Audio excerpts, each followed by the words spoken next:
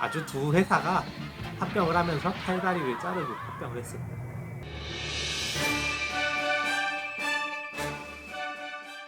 안녕하세요. 한 주간의 IT 소식을 전달해드리는 전파뉴스의 전파남입니다. 오늘은 개섰거라 넷플릭스 국내 OTT 서비스인 웨이브에 대한 소식을 들고 와봤습니다. 웨이브는 지상 3사가 운영하는 푹하고 SK가 운영하던 옥수수가 합병을 해서 웨이브라는 서비스를 다시 태어났고요. 과연 이 합병된 웨이브라는 서비스가 개섰거라 넷플릭스를 할 수 있는지 살펴보았습니다. 일단은 욕부터 받고 들어갈게요. 푹에서 웨이브로 넘어온 거 기준으로 JTBC 컨텐츠가 삭제되고요. SKT 옥수수 유저들이 웨이브로 넘어왔을 때는 JTBC 컨텐츠하고 CJ 컨텐츠가 전부 다 빠졌어요. TVN 같은 컨텐츠죠. SKT 회원들은 매달 무료 영화를 받아서 봤는데 무료 영화도 안녕히 계세요 여러분. 이 빠진 건 모두 TVN에서 감상할 수 있어요. 아주 두 회사가 합병을 하면서 팔다리를 자르고 합병을 했습니다. 뭐 좋아진 거를 따지자면은 푹 유저 입장에서는 5GX 서비스들을 볼 수 있게 됐어요. 뭐 중드라든지 이런 게 일부 추가되긴 했는데 사실 저에게 그렇게 와닿을 정도로 컨텐츠가 늘어났다고는 전혀 못 느끼겠어요. 그리고 옥수수 분들이 이걸로 넘어왔을 때는 뭐 지상 3사의 뭐 HD 서비스를 감상할 수 있다 요 정도가 특징인데 일단은 무료 영화 감상도 없어지고 월정액을 무조건 해야 된다는 거, 이게 아주 옥수수 여러분들은 짜증날 걸로 생각이 돼요.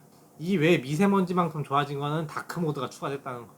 인터페이스는 기존의 푹 인터페이스랑 똑같아요. 도대체 뭐가 바뀌었는지 모르겠어, 푹 유저 입장에서. 그리고 요금제에서 프리미엄 요금제에서 원래 최대 3명이었는데 4명까지 가능하고 요금제가 전반적으로 아주 마이크로 미세하게 싸졌다는 거. 그리고 이 합병에서 빠져나간 CJ와 JTBC는 또 다른 OTT 서비스를 만든다니까 정말 개판이죠.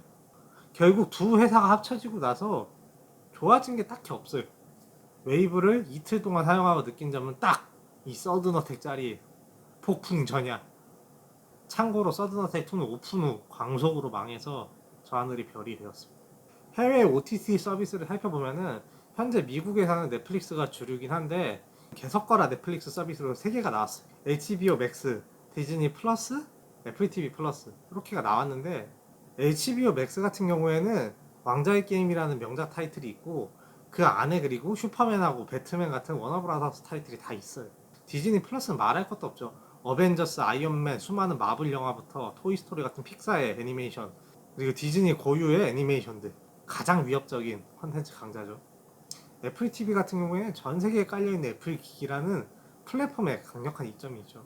그리고 이 외산 서비스와 국산 서비스의 가격을 비교를 해봐도 국내 넷플릭스 서비스 가격이 12,000원 정도, 디즈니 플러스는 6.99달러, HBO 맥스는 15달러, 애플 TV 플러스는 9.99달러로 런칭 예정이고요. TVN 같은 경우에 11,900원, 왓챠플레이 같은 경우에 7,900원이에요. 사실상 외산 OTT 서비스랑 크게 차이가 없어요.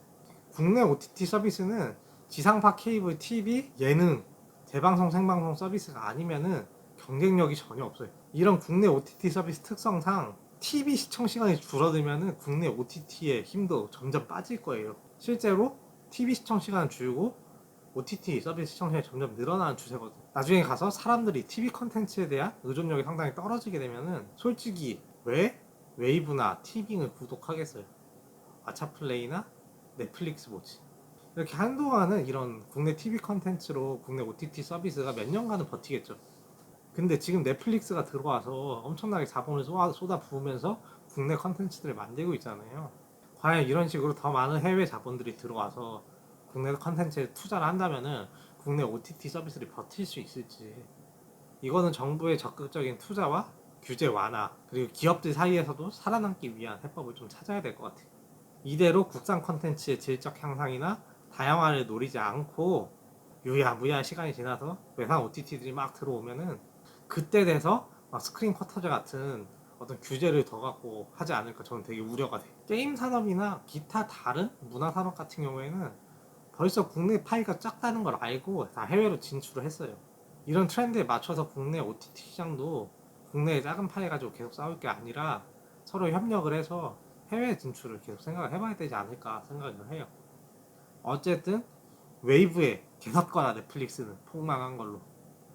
넷플릭스를 이기려면은 CJ랑 손을 잡고 티빙, 웨이브, 왓챠플레이 세 가지 서비스를 한데 뭉쳐야지 개석거라 넷플릭스 흉내를 낼 수 있을 거예요. 근데 하지만 그게 굉장히 어려울 거라고 예상은 돼요. 왜냐면 이번에 옥수수랑 푹이랑 합병할 때도 사실은 공정위에서 지상파 컨텐츠 독점 때문에 태클을 걸어왔었거든요. 어쨌든 뭐 개인적인 소비자 입장에서는 돈을 내고 보는데 볼 수 있는 컨텐츠가 줄어가지고 상당히 짜증이 나. 어쨌든 이번 주 전파 뉴스 여기까지고요. 다음 주에 또 다른 소식과 함께 찾아오도록 하겠습니다. 감사합니다. 점판하겠습니다. 안녕.